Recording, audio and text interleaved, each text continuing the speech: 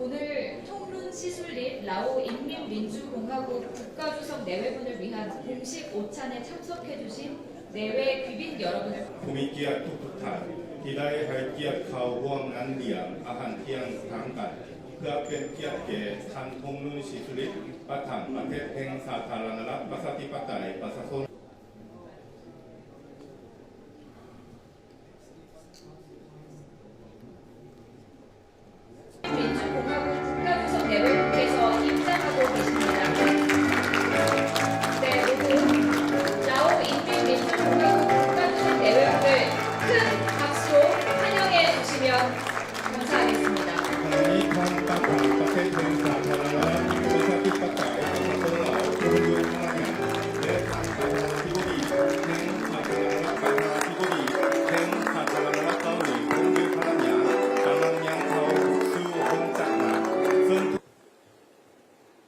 안녕하십니까. 저는 오늘 사회를 통룬 시술릿 라오 인민민주공화국 국가주석 내외를 위한 이재명 대한민국 대통령 내외분 주최 공식 오찬을 시작하겠습니다. ตั้งแต่งานเลี้ยงอาหารเที่ยงทางการเพื่อเป็นเกียรติแก่ท่านทงปไตยประชาชนลาวพร้อมด้วยภรรยาซึ่งเป็นเจ้าภาพสาธารณรัฐเกาหลีพร้อมด้วยภรรยา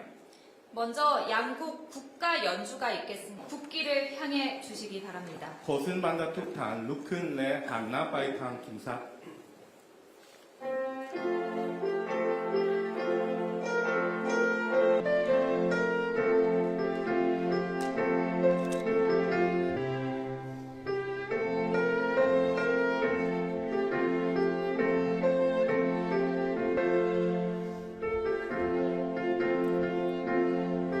환영사와 건배 제의를 하시겠습니다. ต่อไปท่านประธานาธิบดีอีเจมยองจะมีคำเห็นกล่าวต้อนรับเพื่ออวยพรให้มิตรภาพอันเป็นนิรันดรระหว่างสาธารณรัฐประชาธิปไตยประชาชนลาวและสาธารณรัฐเกาหลีพร้อมทั้งเสนอดื่มอวยพร 통룬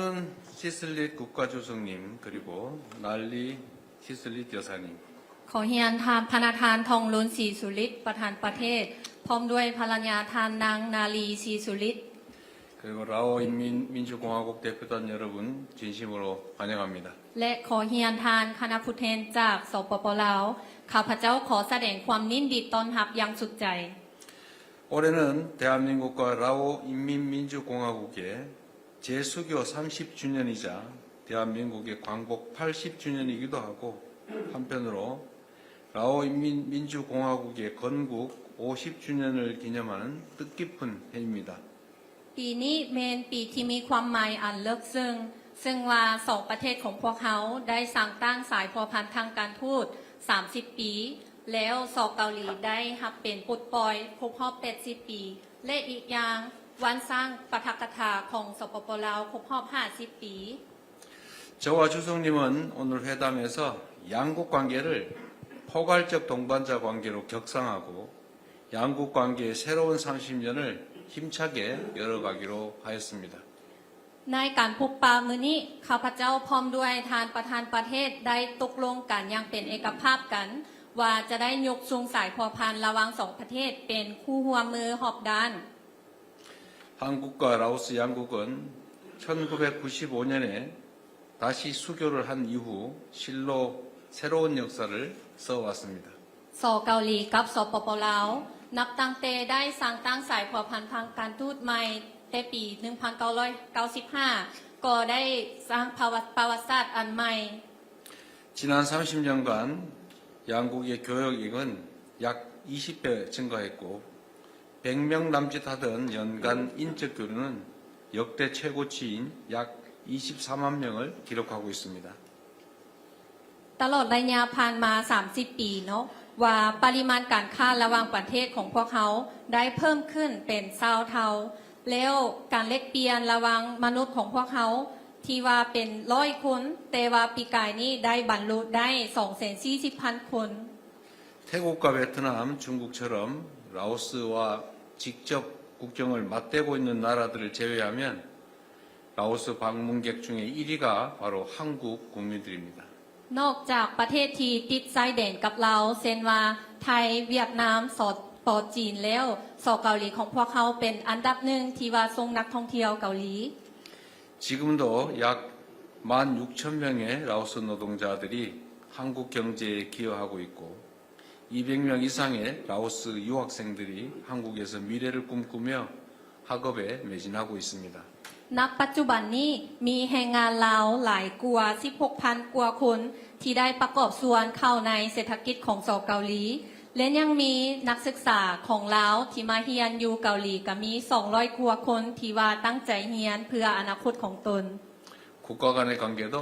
결국은 사람 간의 관계에서 시작됩니다. แน่นอนว่าสายพัวพันระหว่างประเทศต้องเริ่มจากสายพัวพันของคนเฮา 양국 국민들 간의 이 같은 긴밀한 교류와 협력을 통해서 라오스와 대한민국의 관계는 더욱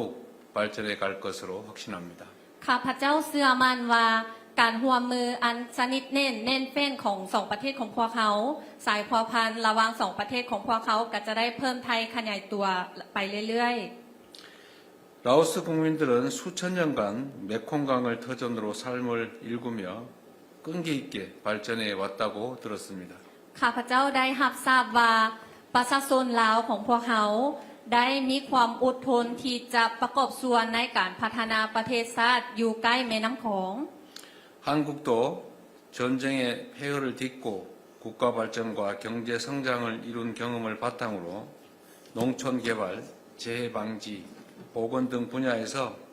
통론 주석님이 이끄는 라오스의 발전 과정에 함께 하고자 합니다. สอกเกาหลีของพวกเขา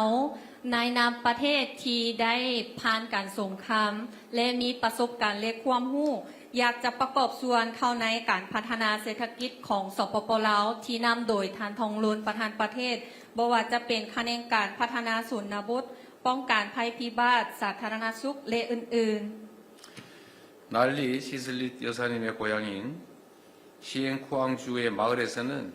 한국의 농촌 개발 기술을 받아들여 농가 소득이 증대되었다고 들었습니다. ข้าพเจ้าได้ทราบว่าอยู่แขวงเสียงขวางซึ่งเป็นบ้านเกิดของทานนาลีซีสุริตเนาะว่าข้าเจ้าได้รับเทคโนโลยีของเกาหลีในการกสิกรรมซึ่งว่ารายได้อยู่ครัวเรือนชนบทก็ได้เพิ่มขึ้นหลาย 한국은 홍수 피해 방지를 위한 메콩 강변 종합 관리 사업을 진행하며 지난 10여 년 동안 비엔티안 지역 메콩강의 범람을 막아왔습니다. ผ่านมาสอกเกาหลีของพวกเขาได้ดำเนินโครงการก่อสร้างตะฝั่งเจือนและพัฒนาเข้มของซึ่งได้ป้องกันที่ว่าบ่ให้น้ำท่วมแม่น้ำของตลอดระยะ10 ปีผ่านมา 그 외에도 한국이 설립한 라오스 유일의 아동 전문 병원에서는 라오스의 어린이들이 새로운 생명의 빛을 되찾고 있습니다. นอกจากนั้นแล้วยังมีห้องหมอเด็กที่ว่ารัฐบาลเกาหลีได้ช่วยให้เป็นอันหนึงอันห้องหมอที่อันหนึงอันเดียวซึ่งว่าณปัจจุบันนี้กันยังมีน้อยเด็กน้อยที่ว่าได้แสงสว่างของชีวิตขึ้นใหม่เรื่อยๆ 라오스는 2030년까지 중위 소득국에 진입하고 내륙 연계 국가로 발전한다는 비전을 적극 추진하고 있습니다. ในปัจจุบันนี้สปป.ลาวกำลังดำเนินการเป้าหมายและวิสัยทัศน์ที่จะเข้าสู่ประเทศที่รายได้ปานกลางในปี 2030 และจะให้หันเอาประเทศที่บ่มีทางออกสู่ทะเลหันไปเป็นประเทศที่สามารถเชื่อมโยงในภาคพื้น 참으로 멋진 비전입니다. 흔히 내륙 국가다라고 하면 교류가 어려운 지리적 여건을 떠올리기 마련인데 통론 주석님은 내륙 국가들끼리 교통을 연결하는 혁신적인 비전으로 통영을 뒤집고 있습니다. ข้าพเจ้าเห็นว่าเป็นวิสัยทัศน์ที่อันโดดเด่นหลายแบบว่าถ้าว่าคนอื่นๆคิดว่าประเทศที่บ่มีทางออกสู่ทะเลก็อาจจะเห็นแต่ข้อจำกัด แต่ว่าประดิษฐ์คิดสร้างของพนาคารทองลุ้นก็ได้เห็นว่าเอาประเทศที่บ่มีทางออกสู่ทะเลเป็นประเทศเสื่อมโจทย์เสื่อมยงนี้อันนี้เป็นประดิษฐ์คิดสร้างที่ดีหลาย 저는 이런 발상이 초등학교 학교 때 6km를 걸어 다니는 그런 어려운 역경을 이겨내고 그러면서도 학업을 이어가며 라오스의 지도자가 되신 우리 통룬 주석님의 경험과 통찰에서 나온다고 생각합니다. ข้าพเจ้าเห็นว่าการประดิษฐ์คิดสร้างหรือว่าความคิดเห็นที่ดีแบบนี้นี่อาจจะได้เกิดขึ้นมาจากความอดทนที่ว่าพนาคารประธานประเทศหันได้ย่างไปโรงเรียนตอนอย่างน้อยหัน6 กิโลเมตรกันยังไปย่างแต่ว่าข้าพเจ้าเลยเห็นว่ามันมาจากหันประสบการณ์และความเข้าใจอันลึกซึ้งนายนำเป็นผู้นำ 6km 걸어서 학교 다닌 건 저하고 많이 닮았습니다. แบบว่าที่ว่าย่างไปโรงเรียนหลายๆก็คือว่าคล้ายคลึงกันกับข้าพเจ้าเอง 한국은 라오스의 발전 비전을 지지합니다. 양국은 인프라 개발과 핵심 광물뿐만 아니라 통룬 주석님의 뒤를 이어 훌륭한 지도자들이 배출될 수 있도록 정부 초청 장학 프로그램, 디지털 전환 등 교육 분야에서 호혜적인 협력을 계속 추진해 나가겠습니다. สอเกาหลีของพวกเขาสนับสนุนต่อวิสัยทัศน์ของสปปลาวและในต่อไปทั้งสอเกาหลีของพวกเขาก็จะได้จัดตั้งปฏิบัติการร่วมมือให้ต่างฝ่ายต่างได้รับผลประโยชน์ในแขนงการที่ว่าบ่ว่าจะเป็นการพัฒนาโครงสร้างพื้นฐานหรือว่าบ่เหตุที่หายากหรือว่าส่งนักศึกษาไปเรียนอยู่เกาหลีและการหันเป็นดิจิทัลต่างๆ 라오스와 대한민국이 닮은 게 참 많은데 그 첫 번째는 내륙 국가임을 오히려 기회로 만든다는 측면에서 대한민국이 반도 국가라고 하는 이 위기를 기회로 만들 것과 닮았습니다. บอกว่าลาวกับเกาหลีหันมีงานขายค่ายคือกันเนาะแบบว่าอยู่ลาวหันแมนประเทศที่บ่มีทางออกสู่ทะเลแต่แล้วเกาหลีของพวกเขาก็คือว่าเป็นประเทศที่อยู่ในเลนที่ว่าบ่มีทางออกเข้าไปในทางบก 그리고 또 하나 다른 게 있는데 라오스 국민들하고 대한민국 국민들이 음식을 비슷하게 좋아합니다. 쌀을 먹는다는 사실 그리고 매운 걸 좋아한다는 겁니다. แล้วอีกอย่างก็คือว่าความนิยมเกี่ยวกับอาหารเนาะคนเกาหลีกับคนลาวหันก็กินข้าวเดแล้วมักกินเผ็ดเดอันนี้คล้ายคือกัน 국가가 성장 발전하는 데는 여러 요소가 있지만 일할 때 좀 독하게 해야 되는데 매운 고추를 먹는다는 측면에서 비슷하지 않을까 생각이 됩니다. แบบว่าเพื่อจะสร้างสรรค์ประเทศชาติเนาะแบบเฮาก็ต้องได้เอาจังเอาจริงเนาะแบบว่าเฮากินมักเผ็ดที่ว่าเผ็ดเอาตั้งใจกินนี่ก็คือว่าเฮาสามารถนำพาประเทศชาติได้ 네, 부처님께서 좋은 도반을 만나는 것은 수행의 모든 것을 이룬 것과 같다라고 말씀하셨습니다. พระพุทธเจ้าได้บอกว่าที่ว่าเฮาจะได้พบเพื่อนร่วมธรรมนำกันนี้ก็คือว่าการบรรลุทุกสิ่งทุกอย่างในการปฏิบัติธรรม 앞으로 양국이 또 다른 30년을 향해 나아가는 여정 속에서 저와 주석님 그리고 한국과 라오스가 좋은 도반으로서 양국 관계를 더욱 발전시켜 나가게 되기를 기대합니다. ข้าพเจ้าคาดหวังอย่างยิ่งใหญ่ว่าใน30 ปีต่อหน้าสปปลาวกับสเกาหลีของพวกเขาอีก30 ปีพวกเขาจะเป็นคู่ร่วมปฏิบัติธรรมนำกันเพื่อจะขยายตัวสายพัวพันระหว่าง2ประเทศของพวกเขา 통룬 주석님 내외군의 건강 그리고 양국 관계의 무궁한 발전을 위해서 함께 건배하면 좋겠습니다. ข้าพเจ้าขออวยพรใส่ให้สุขภาพของพนาธานทองรุนศรีสุริตพร้อมด้วยครอบครัวและการพัฒนาสายพอพันธุ์ระหว่าง2ประเทศของพวกเขาอย่างส่วนนิรันดร์กันข้าพเจ้าว่าอยากขอยกจอก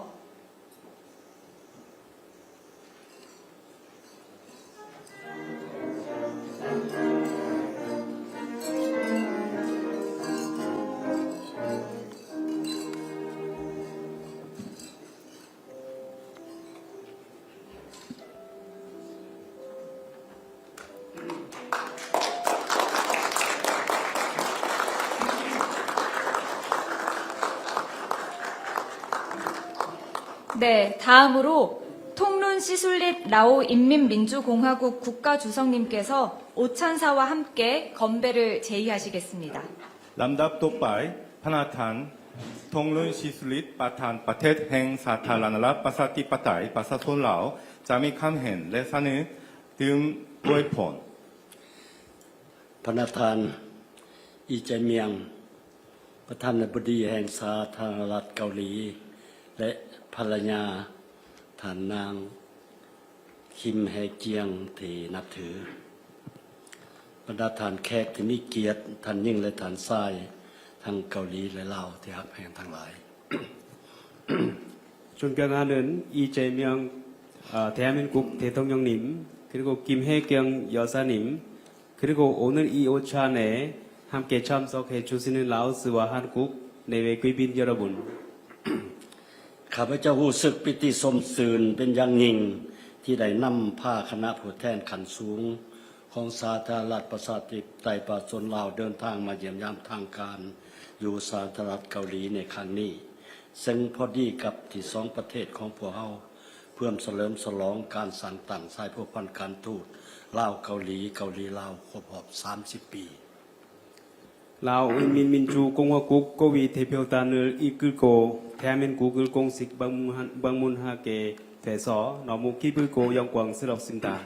이번 방문은 라오스 국가 주석으로 취임하게 된 제가 최초로 이루어진 방문이고 양국 수교 30주년을 기념하는 시기에 이루어지는 방문입니다. อีกเทื่อหนึ่งข้าพเจ้า ขอแสดงความขอบใจอย่างสูงมันยังประธานาธิบดีอีเจเมียงก็คือรัฐบาลและประชาชนเกาหลีที่ได้ให้การต้อนรับอันอบอุ่นและเต็มไปด้วยไมตรีจิตมิตรภาพอันลึกซึ้งต่อข้าพเจ้าภรรยาและคณะนับแต่วินาทีทำอิฐที่ข้าพเจ้า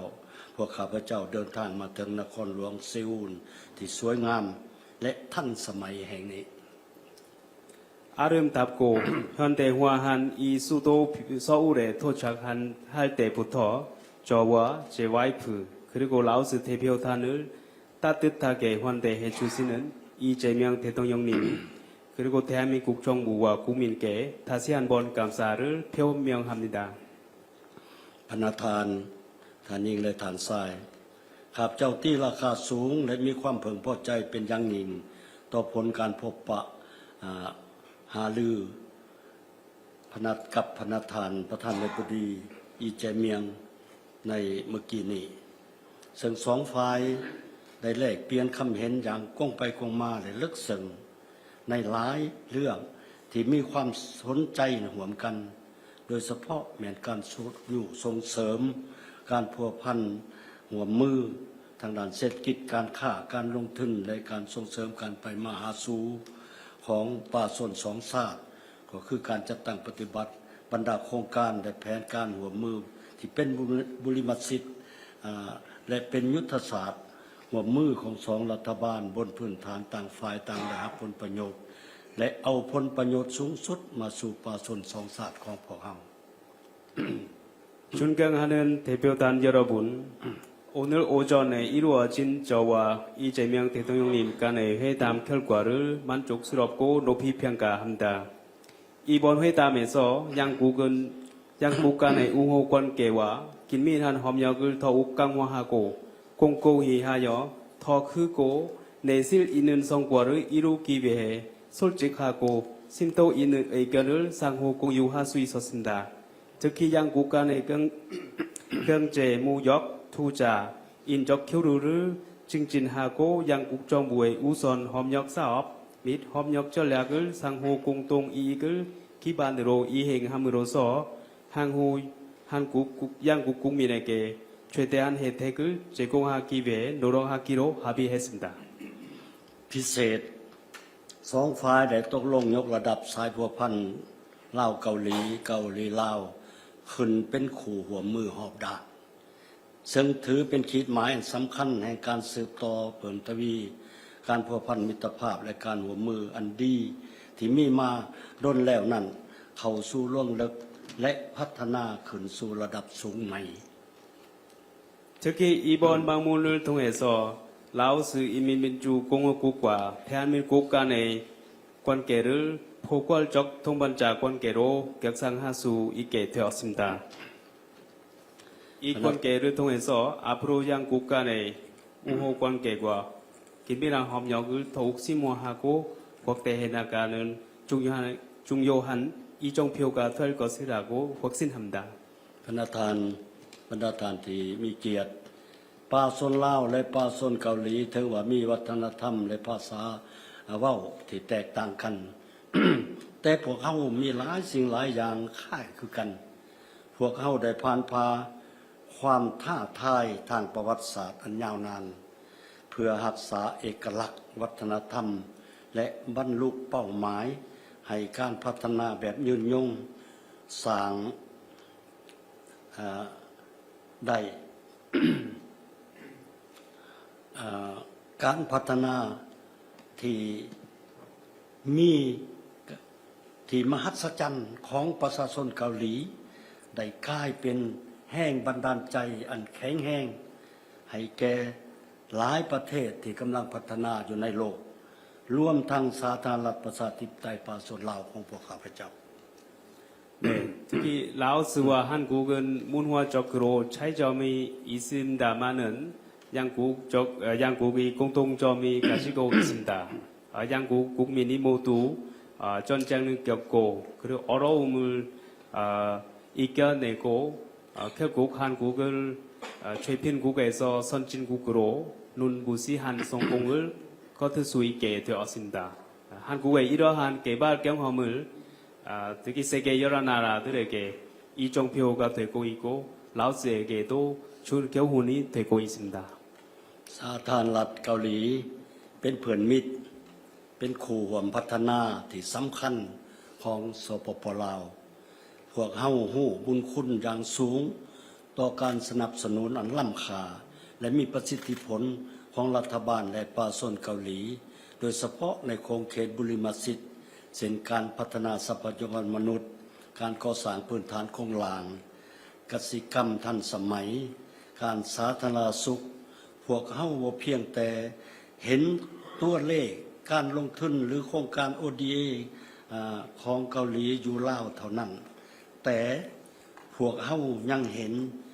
หัวต่อแห่งความรู้และเม็ดพันธุ์ทางด้านเทคโนโลยีทันสมัย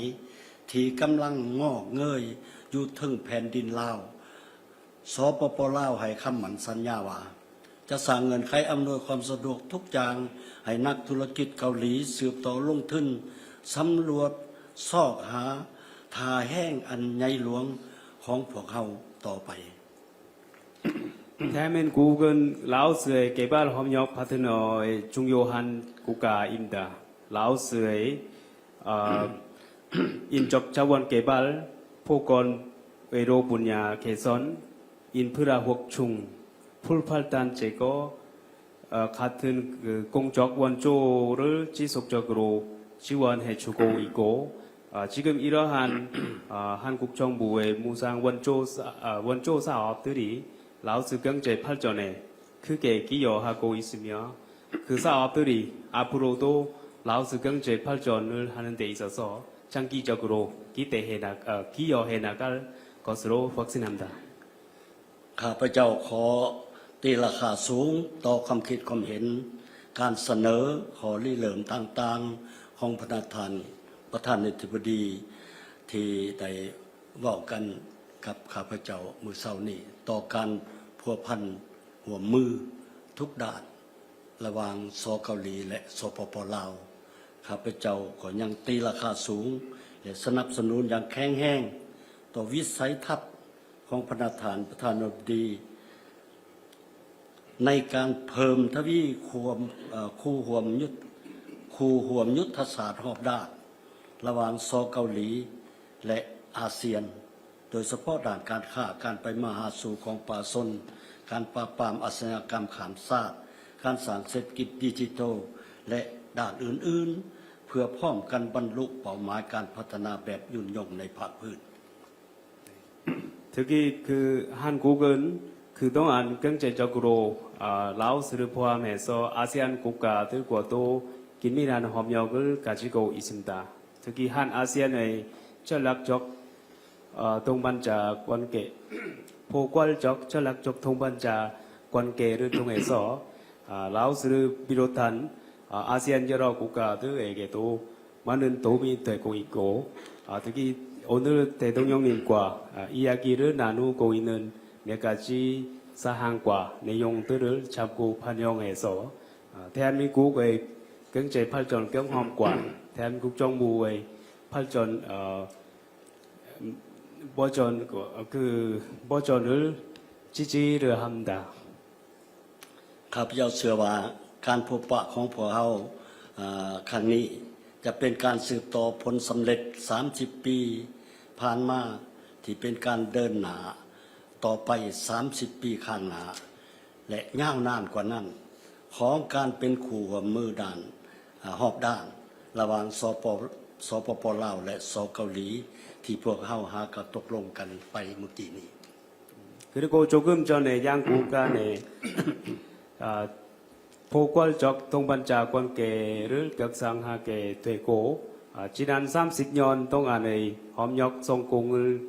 다시 확인할 수 있게 되었습니다. 앞으로 30년간의 협력을 내다 볼 수 있는 이런 기회가 되기를 기대합니다. ในท่ามกลางบรรยากาศที่เต็มไปด้วยไมตรีจิตมิตรภาพอันอบอุ่นครับเจ้าขอเชิญชวนพระทานลีแจเมียงพร้อมภรรยาและบรรดาทานแขกที่มีเกียรติทั้งหลายยกจอกดื่มเพื่อ 네. 이 뜻깊은 자리에서 또한 우호적인 분위기 속에서 아래와 같이 이재명 대통령님과 김혜경 여사님 그리고 이 자리에 참석하는 대표단 여러분들께 건배를 제외하겠습니다. อวยพรในพระทานลีแจเมียงพร้อมด้วยภรรยาทานนางคิมแฮเกียงจงมีพลานามัยสมบูรณ์มีความผาสุกและประสบผลสำเร็จในหน้าที่อันสูงส่งของท่าน 오늘 이재명 대통령님과 김혜경 여사님의 건승과 행복 그리고 위대한 직무 수행을 성공하기를 기원합니다. และอันสุดท้ายที่สำคัญนี้พวกข้าพเจ้าหวังอย่างยิ่งว่าจะได้ต้อนรับท่านประธานบดีและภรรยาเยี่ยมยามลาวในเวลาที่เพิ่นเห็นมีความสะดวก 네, 그리고 끝으로 멀지 않아 라오스에서 이재명 대통령님 내외분을 라오스에서 이렇게 원영할 수 있게 되기를 기대합니다.